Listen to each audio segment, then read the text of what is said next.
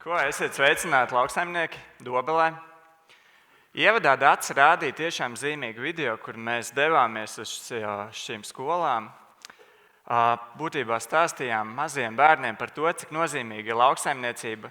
Un arī es pats ticu, ka tiešām lauksaimniecība ir nozīmīgākais darbs uz zemes. Protams, ar saviem izaicinājumiem, savām grūtībām, tomēr piekritīsiet, ka tajā visā ir arī savs skaistums.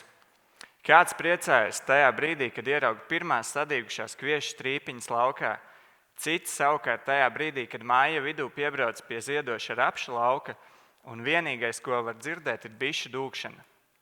Mans vārds ir Māris Opmans, un mans mīļākais laiks kopš bērnības vienmēr ir bijis kulšanas laiks. Tas brīdis, kad ejot gulēt, tu nevari sagaidīt to brīdi, kad ātrāk varēsi celties, apiet apkārt kombainim, vai tas brīdis, kad īsi pirms pusdienām tu vēl ar roku čāmdi zāli, lai noteiktu, vai ir rasa vai nav, vai var doties uz lauku. Šādi iesākās arī 25. gada kulšanas sezona. Iebraucot kviešos, pirmie apliņi ar ražām 7 līdz 8 tonnas. Ar gandarījumu devos nodot arī savu pirmo kravu. Tomēr stāvot pie dzirnavnieka rindā, redzot vienu pēc otra lauksaimnieku, kad viņu sejā šis smaids pazūd. Dēļ kā? Dēļ tā, ka analīzēs galvenokārt kvalitāte atbilda vai nu lobarībai, vai knapi aizsniedzās uz 4. 3. grupas pārtikai. Galvenie klupšanas akmeņi, tilpuma masa un krišanas skaitlis. Arī es pirmās dienas sāku aktīvi domāju, kas ir tie galvenie iemesli, kādēļ tā tilpuma masa mums šogad ir tik aktuāla problēma. Vai esam par ātru sākuši kult, varbūt tieši par vēlu. Uz īsu brīdi mani pārņēma pat baža, vai šogad ar savām regulātoru tehnoloģijām, ar šo divreizējo medeks maksu apstrādi nebūsim pārforsējuši. Tomēr jāsaka, ka šīs bažas gan tika ātrāk izkliedētas, jo stāvot tajā pašā rindā runājot ar lauksaimniekiem, kuri nebija izvēlējušies BASF rekomendācijas, bet gan tirgu esošās analogās chlormekfāta, chlorīdu, etiltrinekspāku, tāpat saskārās ar šo pašu tilpummasas problēmu. Jautājums palika atvērts. Un kas tad ir tilpummasa? Tilpummasa ir noteiktā tilpuma vienībā ietilpstošo graudu masa.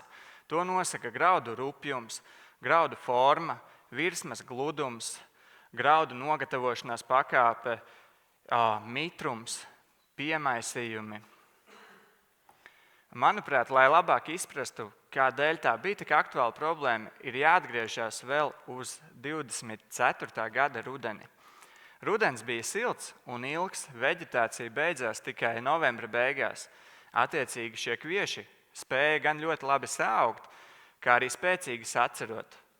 Tālāk sekoja mērena ziema un nonākot uz lauka pavasarī, ziemas bojājumi bija tiešām minimāli. Praktiski visa šī biezā masa bija pārziemojusi, kas viennozīmīgi bija ļoti labs rādītājs, jo potenciāls jau pašā pavasara sākumā bija ļoti augsts. Turpinājumā 2 zīmīgi mēneši bija aprīlis un maijs. Ierasti šie mēneši ir sausāki, un kvieši pielāgojoties šim sausumam, ierasti nomet daļu no šiem saražotajiem produktīviem stiebriem. Savukārt 25. gada gan aprīlis, gan maijs bija ar optimālām temperatūrām, nebija šo karstuma viļņu, kā arī mitrums, es teiktu, vairāk vai mazāk, bet bija tiešām optimāls. Protams, runājot par Latgales daļu, tur tas mitrums jau bija pāri šī normai, kas mums bija nepieciešama.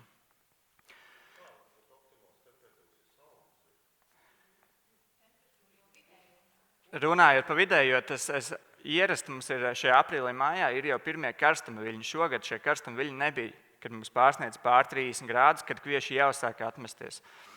Nonākot pie jūnija, arī jūnijas bija mērens, un šajā brīdī zemgalē izskan jau pirmās prognozes par iespējamām rekordražām. Tik tiešām tajā brīdī, skaitot augu skaitu uz kvadrātmetru, skaitot graudu skaitu vārpās, šis potenciāls bija tuvu šiem 10 tonnām. Tomēr gluži kā tādā drāmas kino, viss bija pārāk labi, lai tā turpinātos. Un šajā visā notikuma virknē ir jāplūko vēl viens būtisks faktors, kas ir saules radiācija. Agronomiski to apzīmē ar fotosintezējošu aktīvo radiāciju radiāciju, jeb faru. Viegli būtu pateikt, jā, kopumā saule bija par maz, attiecīgi arī kvalitāte mums šogad nebija. Jā, un tajā pašā laikā nē, jo graudu kvalitāte veidojās praktiski veģetācijas beigās, tad, kad kvieši sasniedz dzeltenu gatavību. Tā ir ierasts, tas ir jūlija vidus, jūlija beigas. Ja aplūkojam tieši jau meteodatus uz jūlija beigām, tik tiešām var redzēt, jā, saule bija mazāk, nokrišņu bija pietiekami daudz, bet šajā visā notikuma virknē es vēlos nocitēt vienu zīmīgu teikumu no profesora Antona Ružas grāmatas. Ja veģetācijas beigu daļā ir nelabvēlīgi laikapstākļi, mitrs un vēss laiks, vājš sējuma apgaismojums un iepriekš ir izveidojusies liela veģetatīvā masa, sabiezinātos sējumos raža var ievērojami samazināties, jo zaļās masas elpošanas procesā patērēto barības vielu noārdīšana pārsniedz fotosintēzes procesā jaunradīto produktu. To profesors ir rakstījis 20 gadus atpakaļ, un šogad aplūkojot un tiešām pētot visus šos meteodatus un kādi tie lauki bija faktiski, man nav ne mazāka argumenta, lai tam šogad nepiekrista. Ko vēl izraisīja šie lielie nokrišņi jūlija beigās? To, ka graudu mitrums pārsvarā bija 20–24% robežās. Fiziski tie bija gatavi, bet faktiski tos nebija iespējams novākt. Attiecīgi arī graudos sākās šis dīgšanas process un krišanās skaitlis sāka kristies. Kas notiek tajā brīdī, kad sākās dīgšanas process? Graudā aktivizējas alfa-amilāze, kura šķeļ tajā esošo cieti un pārveido to par cukuriem. Attiecīgi šis grauds iekšā paliek mīkstāks un poraināks, kā arī šis dīglītis spraucoties ārā, viņš arī izraisa mikroplaisas pašā graudu virsmā, un attiecīgi graudi fiziski nespēja vairs tik labi blīvēties. Ko es ar to gribu pateikt? Fiziski, ja mums ir zemes krišanas skaitlis, nebūs iespējams iegūt arī augstu tilpummasu. Tomēr nonākot pie manas šī gada semināra tēmas, vai auga augšanas regulātori ietekmē kviešu tilpummasu, tad kopā ar kolēģi Jāni vilkām 7 gadu izmēģinājumu datus kopā. Un viennozīmīgi var teikt droši, ka auga augšanas regulātori lietoti optimālos laikos, ja tiešām augam nav bijis iepriekš kāds stress, tie nesamazina tilpummasu. Apstrādes variantos tilpummasa pat ir nedaudz augstāka nekā kontroles variantā. Savukārt, kas patiešām var samazināt tilpummasu, tā ir veldra. Ja tajā brīdī, ja kvieši būs sagūlušies, tad šo fotosintēzi viņi spēs uzņemt tikai daļai, un attiecīgi būs krietni grūtāk izveidot šos rupjos graudus. Turpinājumā arī pozitīvo pieredzi, ar ko vēlos padalīties no šī gada sezonas. Šogad aktīvi arī jau ražošanas laukos varēja just, ka tik tiešām mūsu rekomendācija lietot šo Medex Max kā pirmo regulātoru plaši izplatījās. Un tas, ko varēja novērot, pozitīvi pārsteidz arī mani, jo Medex Max ne tikai veiksmīgi saīsināja augus garumā, bet tajā brīdī, kad tuvojās jau šī karoglapa ārā, arī šis atspērīgums bija ļoti izteikts šiem kviešiem. Un to nodrošināja Medex Max sastāvā esošā darbīgā viela kalcija proheksadions, kurai ir šī ietekme arī uz stiebra sieniņu biezumu. Iepriekš mēs to bijām mazāk pētījuši, tomēr veldras riska samazināšanai tas ir ļoti būtisks faktors. Kā arī iepriekš, kad mums vēl bija pieejams tirgu oriģinālais cikocels, reizi gadā vismaz vienā no semināriem mums uzdeva jautājumu, vai cikocels samazina kviešu ražu. Tā kā cikocels mums vairs nav pieejams, tad aktuālāks mums jautājums parādās, vai Medex Max kā pirmais regulātors nav pārāk agresīvs, vai tas neietekmē ražu.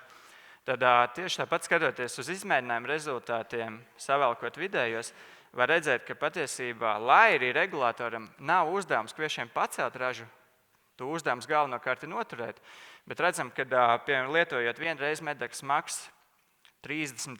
starp 30. un 31. attīstības stadiju, šī raža ir visaugstākā. Mazliet mazāks ražu pienesums, ja to lietojot starp 30 un 32 attīstības stadiju, bet to var skaidrot ar to, ka, ja regulātoru mēs lietojam starp šo 30 un 31 attīstības stadiju, tas ietekmēs pirmo mezglu, kā arī daļai ietekmēs arī un veicinās šo sakņu sistēmu. Savukārt, ja mēs jau to lietojam vēlākā stadijā, starp 31 un 32 stadiju, tad mazāk ietekme jau būs uz saknēm, bet vairāk tieši jau uz šo otro un pirmo mezglu. Vēl viens interesants izmēģinājums, ar kuru es vēlos dalīties no šī gada Baltijas izmēģinājuma centra, kurā kviešu šķirnītē keramika salīdzinājām Medex Top un Medex Top plus Turbo. Un, redzam, šī gada dati, tur, kur tika lietots Medex Top ar devu 0,75 litrus hektāra, šis ražas pienesums bija 350 kg hektāra, savukārt tur, kur tika lietots Medex Top plus Turbo, šis ražas pienesums bija pat pustonu. Labākā atbilde, ko esmu dzirdējis vienā no auditorijām šo stāstot, tas ir dēļ tā, ka turbo ir amonija sulfāts, un amonija sulfāts strādā kā mēslojuma līdzeklis. Būtu labi, bet diemžēl tā nav, jo turbo sastāvā tik tiešām ir šis amonija sulfāts, bet tas ir ļoti mazā daudzumā, un viņš nekādīgi nestrādā kā mēslojums.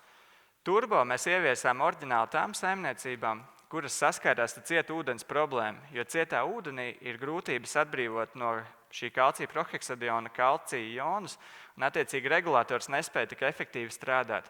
Pievienojot šim maisījumam turbo, amonija sulfāts ar šo kalcija proheksadionu veido savienojumu, attiecīgi atbrīvo kalcija ionus, un regulators sāk strādāt uzreiz pēc apstrādes.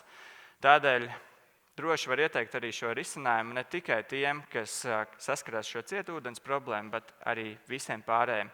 Jo tas, ko ieguvām ar izmēģinājumu datos, ka ar šādu risinājumu ir iespējams arī samazināt nedaudz Medex Top devu un iegūt līdzvērtīgu īstenošanas efektu, kā tas bija ar Medex Top solo risinājumā ar augstākām devām.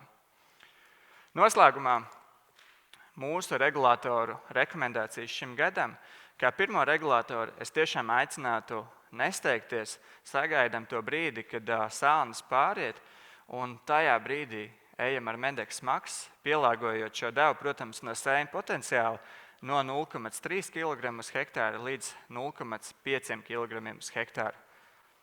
Kā otro regulātoru ir iespējams lietot vai nu to pašu Medex Max, vai Medex Top, vai jau iepriekš pieminēto Medex Top plus Turbo. Nonākot pie manas mīļākās sadaļas regulātoru prezentācijā, tā kā uz doto brīdi mēs vēl nezinām, kādi laikapstākļi būs tajā brīdī, kad tiešām kviešiem nāk šī karoglapa ārā. Ja nebūs karstums, būs pietiekams mitrums un būs šī sajūta, ka divi regulātori var nenoturēt kviešu stāvot līdz pat kulšanai.